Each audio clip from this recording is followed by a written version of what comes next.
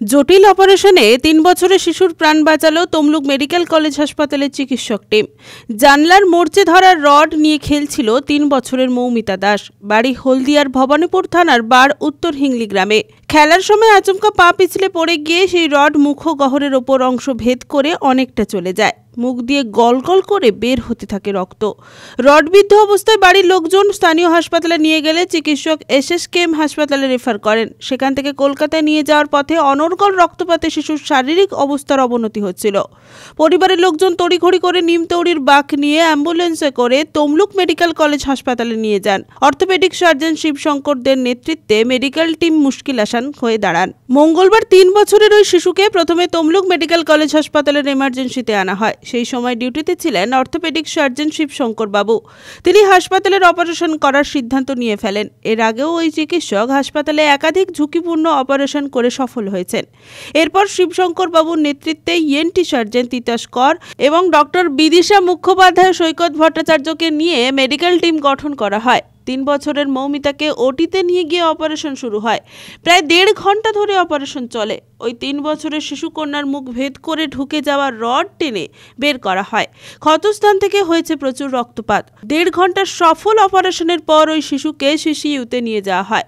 একটা ৩ বছরের বাচ্চা একটা পুরনো লোহার জং ধরা রড নিয়ে খেলছিল মুখে দিয়ে, প্রায় 2-3 ফুট রড।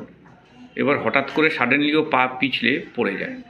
সেই অবস্থায় রডটা মুখের মধ্যে ঢুকে যায়, মুখের পুরো তালু ভেদ করে, বোনস ভেদ করে মুখের মধ্যে পুরো আটকে থাকে। তো এবার ওটাকে কিছুতেই বের করা যাচ্ছিল না। এই অবস্থায় পেশেন্ট কাঁদতেও পারছিল না। তা পেশেন্টকে নিয়ে ওরা হলদিয়া যেটা সাব ডিভিশনাল হসপিটাল ওখানে নিয়ে যায়। তো ওখানে যেহেতু করা সম্ভব হয়নি, ওটা আমাদের এখানে তাম্রলিপ্ত মেডিকেল কলেজে ওরা রেফার করে। আমি ডিউটিতে ছিলাম, অন ডিউটি ওই সময়। আমি দেখে এটা অপারেশনের সিদ্ধান্ত নিই। যদিও পুরো ব্যাপারটা খুব ক্রিটিক্যাল ছিল এবং এই ডিসিশান নেওয়াটা একটু রিস্কি ছিল, কারণ বাচ্চার বয়স ছিল মাত্র ৩ বছর আর বাচ্চাটা আস্তে আস্তে করে নেতিয়ে পড়ছিল। তা আমরা ভাবলাম যে বাচ্চা যে কোনো সময় শকে চলে যেতে পারে। এই ধরনের ইন্টারভেনশন করার আগে কিছু যে অ্যারেঞ্জমেন্ট সেটা সঙ্গে সঙ্গেই রেডি করা হয় এবং প্রায় 2টো সেটিংয়ে 1.5-2 ঘন্টা ধরে এই অপারেশনটা আমরা একটা টিম রেডি করে সাকসেসফুলি করি। চিকিৎসাধীন ওই শিশুর মা জানিয়েছেন, বাড়ির মধ্যে মেয়ে রড নিয়ে খেলছিল। সেই সময় শরীরের ভারসাম্য হারিয়ে ফেলে পা পিছলে যায় এবং রডটি মুখের ভিতরে ঢুকে যায়। তারপরেই এমন বিপত্তি।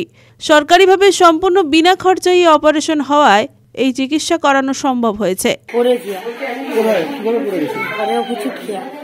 কি হয়েছিল একটু বলুন।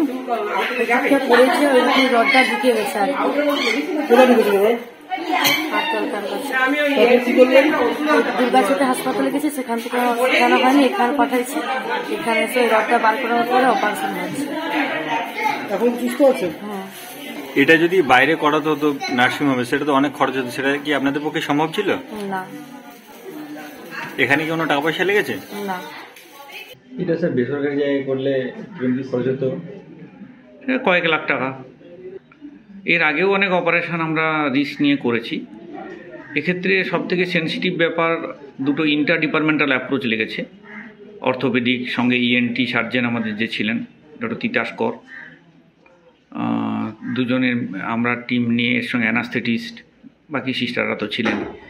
এটা একটা ইন্টারডিসিপ্লিনারি অ্যাপ্রোচ এবং এই অ্যাপ্রোচের সঙ্গে সবথেকে যেটা বড় ব্যাপার যে বাচ্চাটা খুব ছোট এবং আমাদের হাতে টাইম খুব কম ছিল। বেশি সময় ধরে বাচ্চাটাকে আমরা যে অবজার্ভ করব, ফেলে রাখবো, অ্যারেঞ্জমেন্ট করব, ট্রান্সফার করব, এ ধরনের কোনো রকম স্কোপই আমাদের হাতে ছিল না। কারণ বাচ্চাটা আস্তে আস্তে, আমি প্রথমেই বললাম যে শকে চলে যাচ্ছিল, মানে নেতিয়ে পড়ছিল। পুলক বেড়ার রিপোর্ট, খবর BCBS।